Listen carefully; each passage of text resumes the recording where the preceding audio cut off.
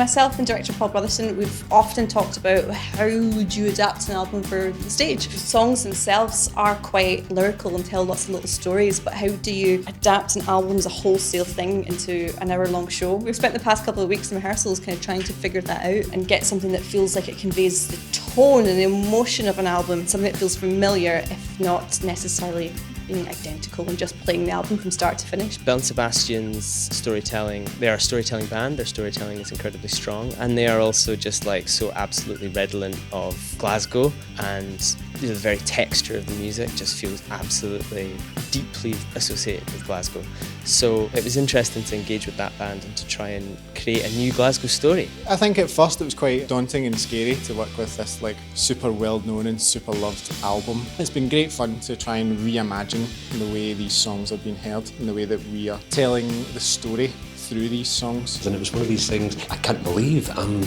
being asked to be in a show about, such an iconic album and such an album that I've grown up with for, and know so well. You're going to want to work with people who are kind, who are generous and have the best interest in other people, and I think that the band have been super generous in the ability and the intention of being like, it's yours now.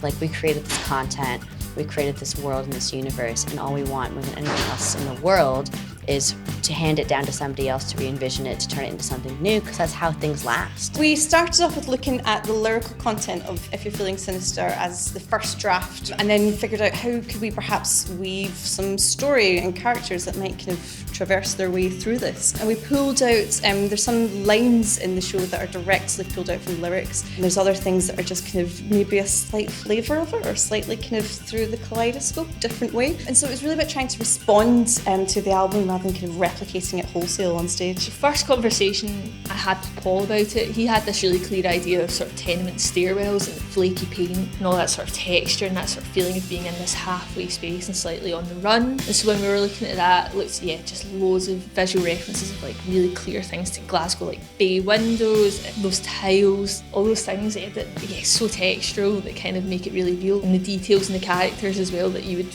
feel like you could see them walking down Byers Road and feel like real people. Sense of collaboration and fun and the creative spirit of the company has just been like so rigorous and committed and excited at every turn, and it's kind of had to be thus because we've had to create whole new reimaginings of the songs, we've had to completely turn over a script and try and craft a story together in the course of the 3 weeks. It's very much had a kind of devised quality to it, and so it's a huge amount in play, and we've kind of needed everybody to be as open and energetic and excited as they have been.